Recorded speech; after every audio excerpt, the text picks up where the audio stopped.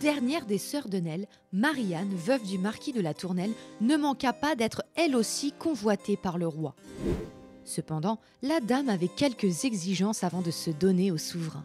Elle demanda le renvoi immédiat de sa sœur Madame de Mailly et voulut être la maîtresse déclarée du roi. Ainsi, elle demanda un bel appartement encore plus beau que celui qu'avaient eu ses sœurs, afin que le roi puisse venir souper et tenir sa cour. Elle exigea que Louis lui envoie de l'argent quand elle en avait besoin, qu'elle puisse aller au trésor royal sur sa signature, que ses grossesses ne soient point cachées et ses enfants légitimés.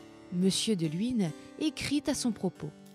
Madame de la Tournelle s'est laissée séduire par la grandeur de la place qu'on lui offrait, sans avoir aucun goût pour le roi personnellement. Louis XV épris accepta ces conditions.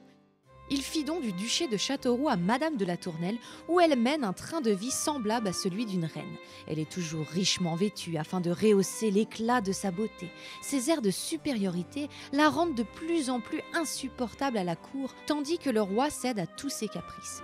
Il lui achète des hôtels et des châteaux, la comble de bijoux et de cadeaux. Il l'appelle même princesse. Quand il ne fut point occupé de l'avancement des troupes autrichiennes, il allait rejoindre sa belle. La situation n'était guère de bon augure. Les troupes ennemies menaçaient d'envahir le pays à n'importe quel moment. C'est alors que Madame de Châteauroux adopta une attitude digne d'une Agnès Sorel selon ses contemporains. Elle se rendit chez le roi, lui fit comprendre avec autorité qu'il devait devenir le maître et prendre la tête de ses armées. Il hésita. Elle acheva de le convaincre avec une lettre qui l'impressionna. 1 mois après, il partait pour les Flandres afin de prendre le commandement de ses troupes. Toutefois, il prit sa maîtresse avec lui. Décision qui fit jaser le peuple. Ils crièrent au déshonneur de l'armée et ne se gênèrent point pour manifester leur désapprobation. Ainsi, un soir à Laon, ayant dîné chez le duc de Richelieu, le roi voulut passer une soirée avec la duchesse. Il tenta de passer inaperçu par une porte dérobée. Mais les villageois l'attendaient, et quand ils l'aperçurent, ils crièrent « Vive le roi !» Le roi en fut fort incommodé et se glissa dans un jardin toujours poursuivi par les clameurs ironiques.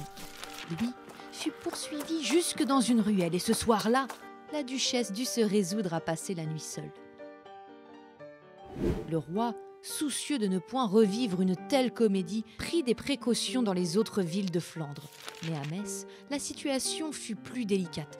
Impossible de trouver 2 maisons attenantes. Alors on fit construire des galeries afin de permettre aux 2 amants de se rejoindre. On inventa une excuse comme quoi il était plus facile pour le roi de rejoindre l'église. Mais le peuple n'était point dupe et certains s'agaçaient de la mauvaise tenue du roi. Quand il fut frappé par la fièvre, Louis XV tremblait à l'idée qu'il allait peut-être mourir. Il demanda à se faire confesser. Le père Peruzot, homme rusé appartenant au parti des princes du sang, détestait la duchesse de Châteauroux.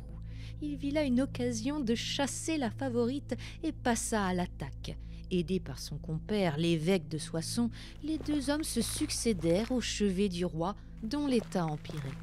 Ils lui conseillèrent de se débarrasser des mauvais anges. Le roi finit par accepter et ordonna le renvoi de la duchesse accompagnée de sa sœur. Afin de hâter son départ, Soissons alla même jusqu'à dire au roi qu'il allait bientôt trépasser. Les galeries de bois furent abattues afin de signifier au peuple la séparation.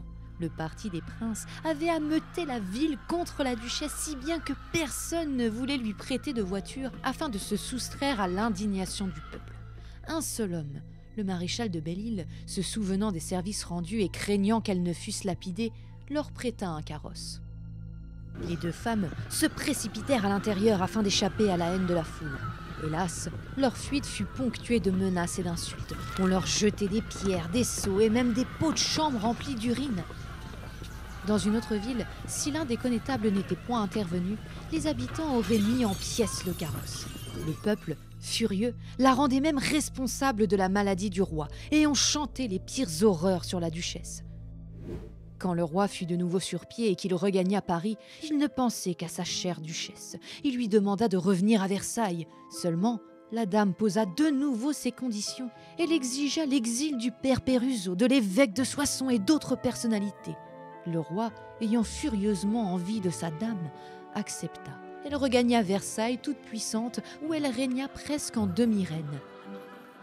Mais elle trépassa dans de troublantes circonstances 2 semaines après son retour.